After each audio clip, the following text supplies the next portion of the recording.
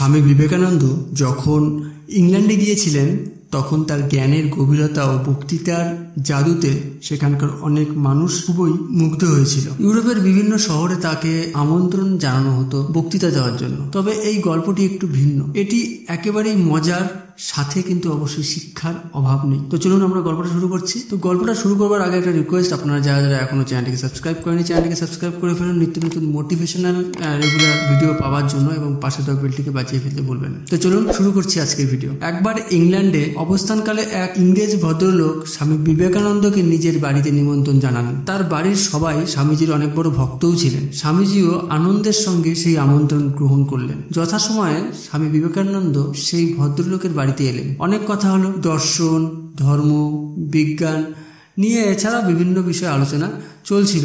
এরই মাঝে ভদ্রলোক বলে উঠলেন, স্বামীজি একটা ভালো ইংরেজি চা খাওয়াও ভাবছিলাম আপনার। স্বামীজি হাসলেন এবং বললেন যে অবশ্যই চলুন, খেয়ে দেখা দিতেই পারে। ভদ্রলোক তখন তার কাজের লোককে বললেন, দ্রুত চা নিয়ে আসো। স্বামীজির সামনে কিছুক্ষণের মধ্যে চাও চলে এলো। তবে সমস্যা হলো, চায়ের কাপগুলো ছিল সবই চায়না পাত্রে, অর্থাৎ খুবই দামি এবং ঝকঝকে। একজন ভারতীয় সন্ন্যাসীকে এভাবে চা পরিবেশন করতে দেখে কেউ কেউ আবার একটু অবাকও হচ্ছিল। স্বামীজি ধীরে সুস্থে চা খেতে লাগলেন। কিছুক্ষণ পর চা শেষ করে তিনি খুবই শান্তভাবে সেই দামি কাপটি হাতে নিলেন, একটু পর্যবেক্ষণ করলেন। তারপরে একটা ঘটনা ঘটলো, যেটা আপনারা শুনেও কিন্তু সেটা অবাক হবেন। কেননা এই ঘটনার পরে সেখানে অবস্থিত আরো বিভিন্ন যে সমস্ত লোকজন ছিল সকলেই কিন্তু অবাক হয়েছে এই ঘটনাটি। তো তিনি হঠাৎ কি করলেন, স্বামীজি কাপটা হাতে নিয়েই হঠাৎ সেটা মাটিতে ছুঁড়ে ফেললেন। কাপটা চূর্ণ বিচূর্ণ হয়ে গেল। চারপাশে সবাই স্তব্ধ। এমন আচরণ তারা কল্পনাও করেননি। বাড়ির লোকজন হতভম্ব।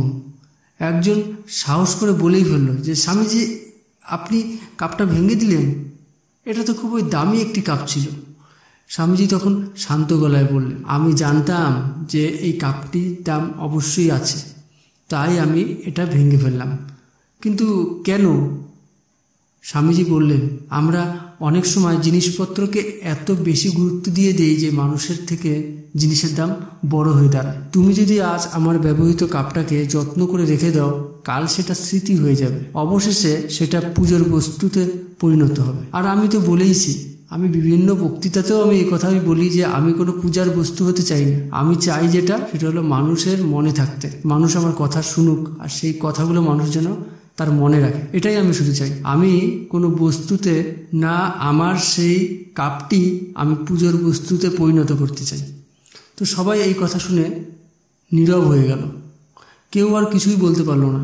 এত গভীর চিন্তা এত সহজভাবে প্রকাশ করলেন স্বামী বিবেকানন্দ। সত্যিই ছিলেন এক অসাধারণ মানুষ। তো শেষ কথা এটাই যে এই গল্পটি শুধু মজার যে এটা কিন্তু নয়, মজার তো ছিলই, সাথে কিন্তু অবশ্যই এটা একটা শিক্ষার পরিচয় নিয়ে আসে। আমাদের শেখায় মানুষের যে বস্তু কখনোই বড় হতে পারে না। যতক্ষণ জীবিত আছেন ততক্ষণ কাজে লাগো এবং সেটা অবশ্যই ভালো কাজ করো।